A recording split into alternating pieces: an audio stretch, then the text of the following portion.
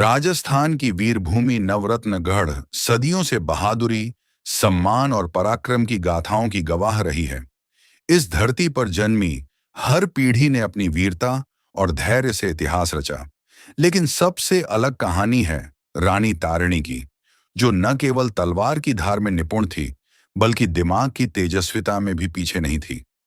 तारिणी का जन्म इसी शौर्य भूमि में हुआ था। बचपन से ही वह अपने पिता राजा रणजीत सिंह से हथियार चलाना, घुड़सवारी और न्याय सीख रही थी। राजा रणजीत सिंह खुद एक महान योद्धा थे, जो अपनी प्रजा और राज्य से दिल से जुड़े थे। वे चाहते थे कि तारिणी न केवल युद्ध सीखे, बल्कि अपने राज्य के लिए न्याय और भलाई के लिए भी तत्पर रहे। हर दिन तारिणी तलवारबाजी, घुड़सवारी और रणभूमि की शिक्षा लेती। उसके भीतर बचपन से ही न्याय और रक्षा की ज्वाला जलने लगी थी। वह कठिन परिश्रम करती और हर दिन खुद को नवरत्न गढ़ की रक्षा के लिए तैयार करती। नवरत्न गढ़ की सीमाएं शत्रु राज्यों से घिरी थीं।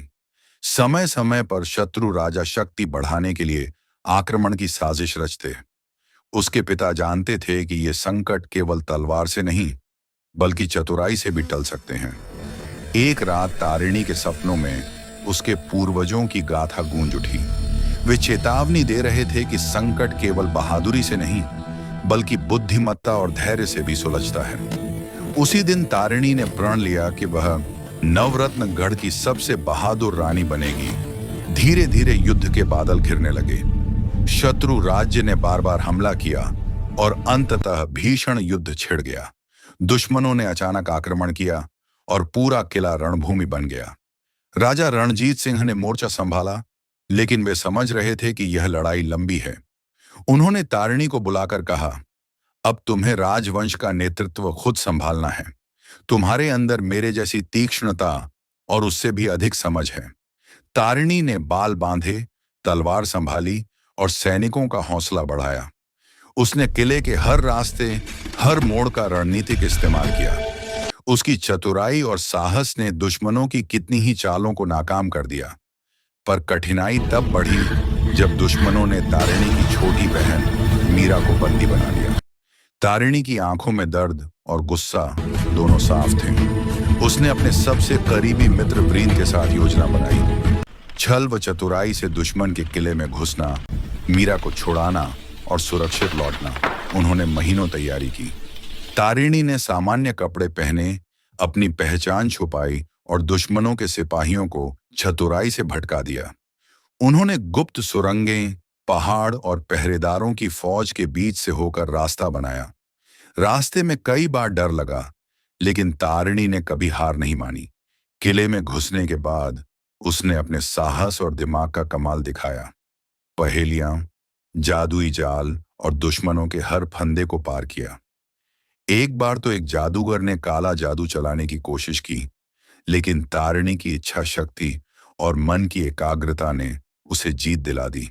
आखिर बहनों का मिलन हुआ। मिलते ही दोनों की आंखों से आंसू बह चले। डर, तन्हाई और उम्मीद सब मिलकर एक हल्की मुस्कान में बदल गई। दोनों बहनें जी जान से बाहर निकलीं और अपनी सेना के पास लौटीं। रानी तारिणी ने अपनी सेना को तैयार किया और दुश्मनों पर अंतिम हमला बोला। उसके नेतृत्व और साहस ने पूरे रण क्षेत्र का रुख पलट दिया। अंत में दुश्मनों ने हार मान ली और नवरत्नगढ़ फिर से सुरक्षित हुआ। राजा रणजीत सिंह गर्व से बोले, तूने दिखा दिया कि असली शौर्य केवल तलवार में नहीं, आत्मबल और बुद्धिमत्ता में भी होता है। रानी तारिणी की कहानी से पूरे राज्य की महिलाएं प्रेरित हुईं।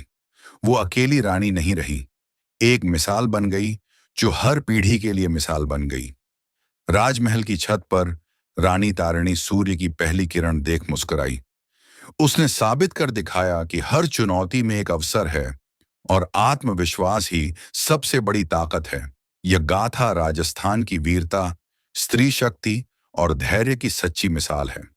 ऐसी कहानियां आधुनिक युग में भी सभी को प्रेरित करती हैं, क्योंकि नेतृत्व, साहस और बुद्धि कभी पुराने नहीं होते।